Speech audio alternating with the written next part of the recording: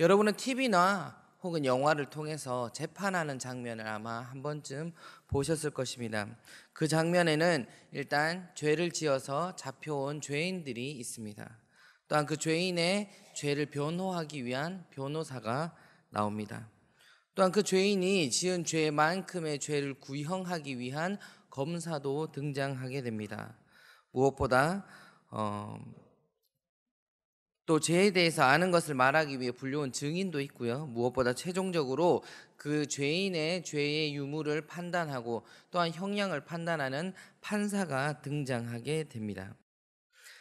이 판사의 결정에 따라 죄인의 죄가 유죄로 판결되기도 하고 때로는 무죄로 판결되어 풀려나기도 하는 것이 우리가 흔히 아는 법정에서의 모습이라고 할 수 있습니다.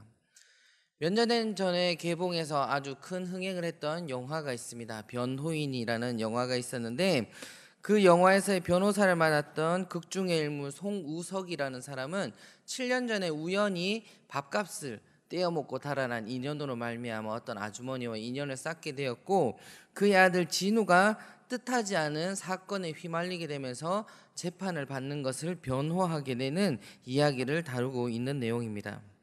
그 영화에서 보면 변호인 송우석은 진우를 변호하기 위해서 법정에서 힘겨운 싸움을 해 나가지만 결국 진우와 친구들은 2년형을 선고받고 툭 내게 됩니다. 그런데 그 내용에 자세히 들여다보면 사실 그 진우와 그 친구들은 독서 모임을 하던 대학생들이었습니다.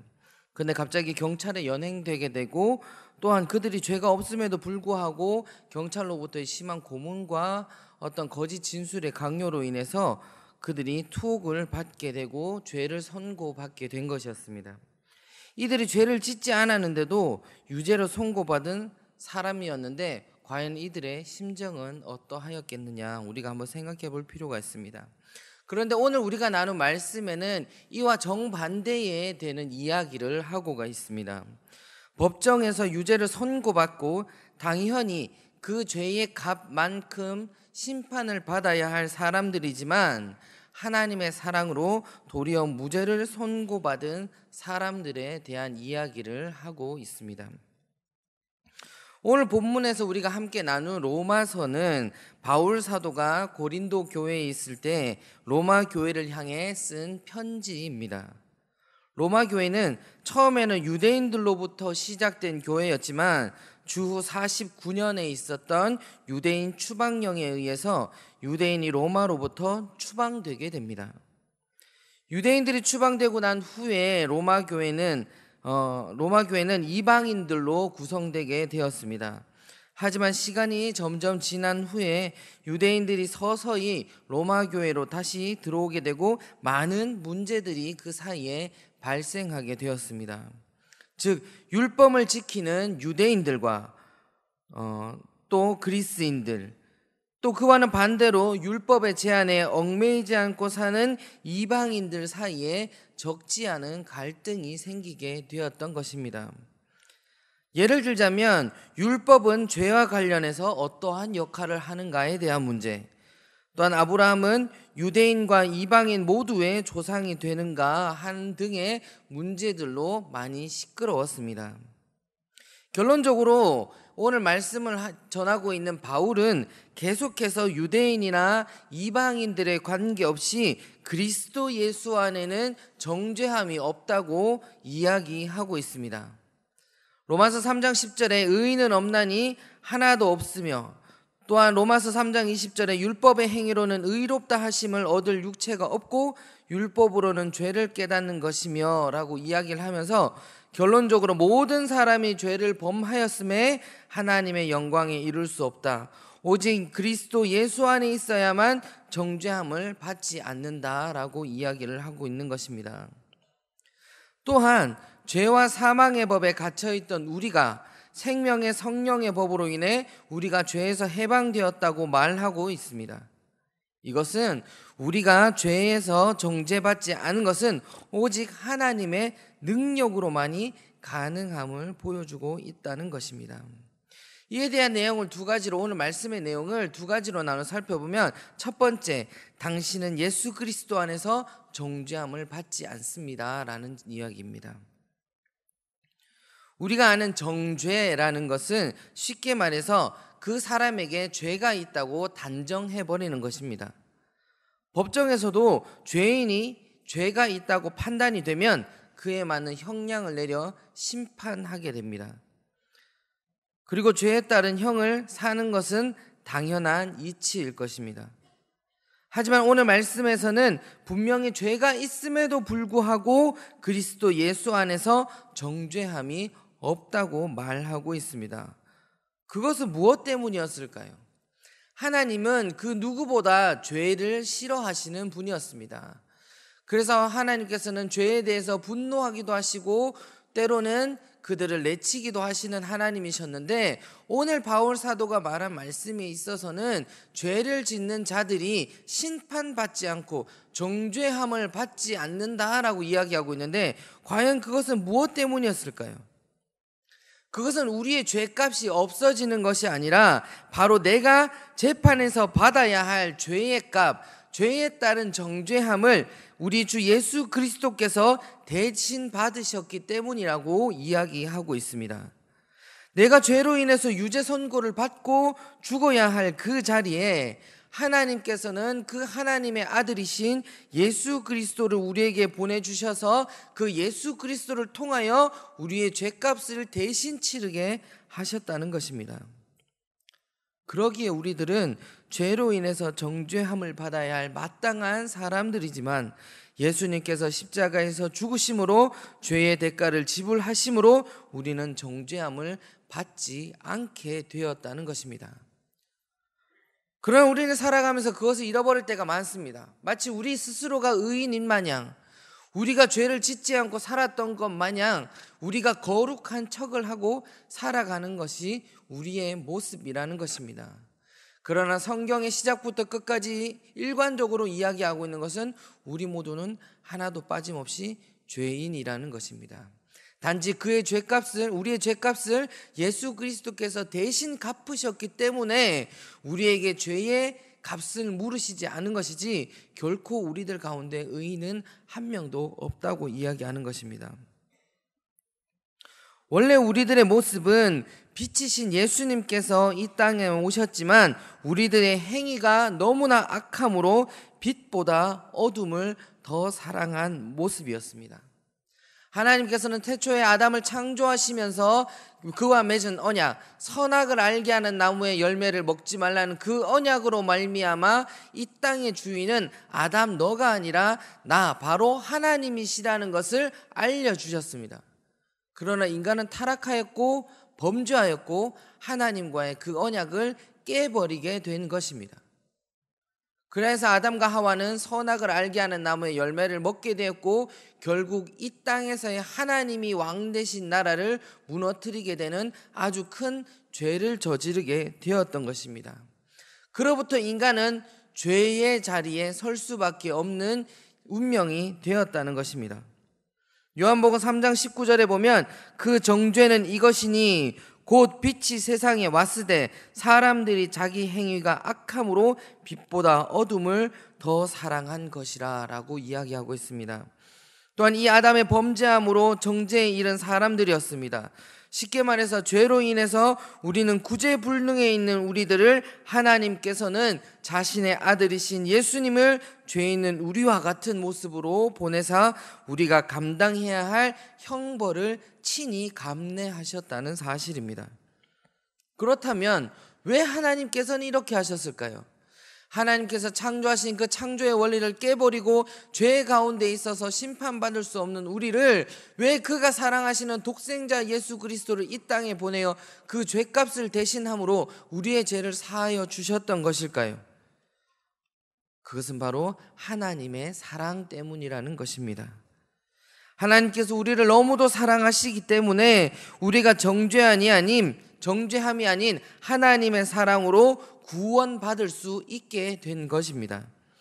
우리 죄가 아무리 많이 있다고 할지라도 하나님의 사랑이 죄로 인해서 정죄함을 받는 우리를 죄에서부터 해방시켜주며 우리를 더 이상 죄의 신분이 아니라 그 죄의 신분을 넘어서 하나님의 자녀의 신분으로 바뀌게 해주셨다는 사실입니다.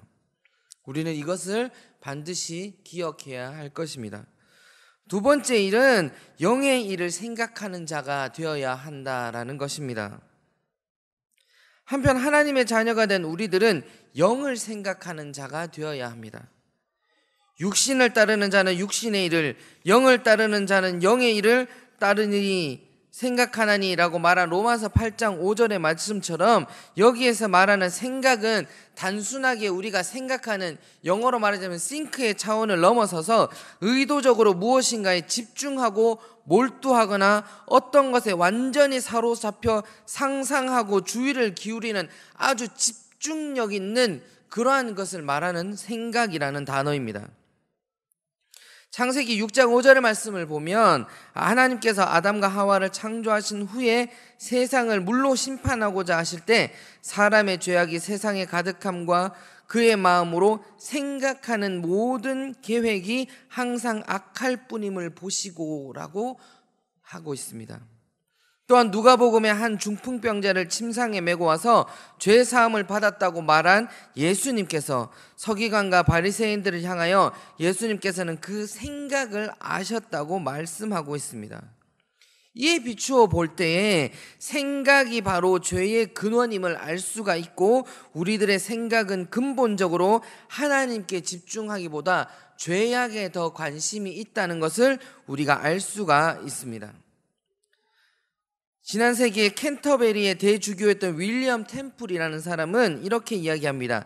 당신의 종교는 당신이 홀로 떨어져 있을 때 하는 그것이다 라고 말하고 있습니다.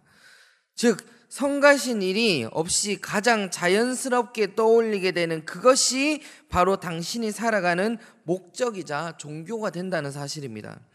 그만큼 우리의 생각이 얼마나 중요한지를 말해주는 것이라고 할 수가 있습니다. 하나님께서는 우리에게 우리의 생각을 영에 맞추라고 하고 있습니다. 하나님의 영을 생각하고 집중하고 거기에 맞춰서 사는 것에 더욱더 열심을 다하라고 하나님께서는 말씀하고 있습니다. 그 이유 즉슨 우리는 육신으로 인해 죽을 수밖에 없었지만 하나님의 성령으로 인하여 우리는 구원함을 받았기 때문입니다. 성령님이 역사하시는 삶 속에 거하는 우리들은 오직 하나님의 영에 집중하는 삶을 살아야 할 것입니다. 나의 육체의 만족에서 주는 수 있는 일에 우리가 만족하여서는 안 된다는 사실입니다. 금이 왜 귀하냐? 금이 귀한 이유, 다이아몬드가 귀한 이유는 그 빛과 그 가치가 영원하기 때문에 그것에 우리가 많은 가치를 두고 있습니다. 그러나 금도 다이아몬드도 결국 시간이 지나게 되면 그 빛을 발하게 될 것이요, 또 시간이 지남에 따라 그 가치는 올랐다 내렸다 변화를 하게 됩니다. 영원하다는 것에 우리는 가치를 걸어야 합니다. 세상에 있는 것들은 결코 영원한 것이 없습니다. 우리의 육체도 10대 20대 때에는 세상에 못할 것 없이 팔팔한 육신이지만 점차 나이가 들면서 우리의 육신이 감당할 수 없는 고난이 있다는 것을 깨닫게 됩니다. 그러면 우리는 무엇에 집중하고 생각하여야 하느냐? 영원한 것에 집중해야 합니다. 이 세상에 영원한 것은 오직 하나님의 은혜밖에 없음을 기억하셔야 할 것입니다. 하나님께서는 우리에게 영의 생각을 하라고 말씀하고 계십니다. 그 이유는 육의 생각은 사망이요 영의 생각은 생명과 평안이기 때문입니다. 하나님의 사랑으로 하나님의 자녀가 된 우리는 더 이상 죄의 생각에 이끌려가는 자가 아니라 하나님의 말씀으로 생각을 가득 채우고 하나님이 하시는 일들에 집중하는 자가 되어야 할 것입니다. 마크 트웨인이 쓴 왕자와 거지라는 소설이 있습니다. 어떤 왕자가 자신의 삶의 지루함을 느껴 자기와 똑같은 닮은 한 거지를 만나게 되었고 서로가 다른 바뀌은 삶을 살아보게 되는 그러한 이야기를 다룬 왕자와 거지의 소설 중에 한 대목에 이런 것들이 있습니다. 왕이 이야기합니다. 얘야 어서 말해보렴. 두려워할 것이 없느니라. 너는 왕의 옥새를 무엇을 하는데 썼느냐. 그러자 거지인 톰은 몹시 곤혹스러워하며 머뭇대다가 마침내 입을 열게 됩니다. 호두를 까는데 썼습니다. 비록 그가 거지였지만 왕의 신분으로 바뀌었습니다. 비록 그가 거지에서 왕의 신분으로 바뀌었지만 그의 생각은 바뀌지 않았다는 것입니다. 그는 여전히 거지와 같은 삶을 살았고 너무나 중요한 일에 쓰이게 되는 그 옥새를 그저 단순히 호두 까는 일에 썼다는 것입니다. 그는 그렇게 변화되지 않았습니다. 그러나 하나님의 성령으로 변화된 우리는 그러한 생각에서 완전히 벗어나야 됩니다. 반지의 제왕이라는 영화의 마지막 3편을 보면 어떤 한 왕자의 이야기가 나옵니다. 그는 그 옛날 악의 세력과의 전투에서 큰 공을 세웠던 위대한 왕으로 불려지는 한 왕의 후손이었습니다. 그러나 그는 자신이 그 왕의 후손임을 깨닫지 못하고 그는 그저 한량처럼 그저 그냥 자기 마음이 가는 것처럼 육체의 생각을 따라서 그는 살게 되었습니다. 그러나 그는 나중에 깨달았습니다. 그 자신이 그저 그냥 세상의 사람이 아니라 왕의 자녀이고 무엇보다 위대한 왕의 후손으로서 악한 세력이 다시 힘을 가졌을 때에 자신이 맞서 싸워 이겨야 할 사명을 가진 자라는 것을 그는 깨닫게 되고 그는 전투에 나가 큰 승리를 거두게 됩니다. 이 자리에 앉아 계시는 모든 성도님 여러분들은 모두 하나님의 자녀들이심을 기억하셔야 할 것입니다. 이제는 우리가 세상 가운데 거하는 자가 되지 말아야 합니다. 육체 가운데 거하는 자가 되지 말아야 합니다. 오직 성령 하나님 안에 거함으로 인하여 하나님의 능력을 나타내는 모든 분들이 되셔야 할 것입니다. 우리는 더 이상 죄의 자녀가 아니라 하나님의 자녀의 신분이 되었습니다. 그러기에 우리는 더 이상 세상의 그 어느 것으로부터 정죄받을 이유가 없습니다. 다시 죄의 신분으로 돌아갈 이유도 없습니다. 당당히 우리는 하나님의 자녀의 신분으로 살아야 할 것입니다. 오늘도 나를 죄에서 구원해 주신 하나님의 은혜와 그 사랑에 감사하면서 또 하나님께서 나를 통해 하실 일들을 기대하고 살아가는 모든 성도님들 되시기를 바랍니다. 또한 우리의 생각이 오직 우리 주 하나님으로 가득 찬 오늘 하루가 되시기를 주의 이름으로 부탁드립니다. 이 시간 다 함께 기도하겠습니다. 참 좋으신 하나님 아버지 감사를 드립니다. 우리는 죄 가운데 거하던 자였습니다. 또한 죄를 쫓던 자들이었습니다. 그러나 하나님께서 우리를 너무나 사랑하셔서 그의 아들 독생자 예수 그리스도를 보내심으로 우리는 이제 더 이상 죄의 자녀가 아니라 하나님의 자녀가 되는 권세를 얻었음을 이 시간 고백합니다. 이제는 우리가 죄의 유혹에서 벗어나 오직 하나님의 성령의 법 안에 거하는 자가 되게 하여 주시옵소서. 우리의 생각과 우리의 관심과 우리의 집중이 오직 하나님 한 분만을 향하게 하여 주시옵시고 오직 하나님의 그 거룩한 이를 따라가는 주님의 자녀된 삶을 사는 데에 조금도 부족함이 없는 저희들이 될 수 있도록 주님 함께하여 주시옵소서. 감사드리며 예수님 이름으로 기도드립니다. 아멘.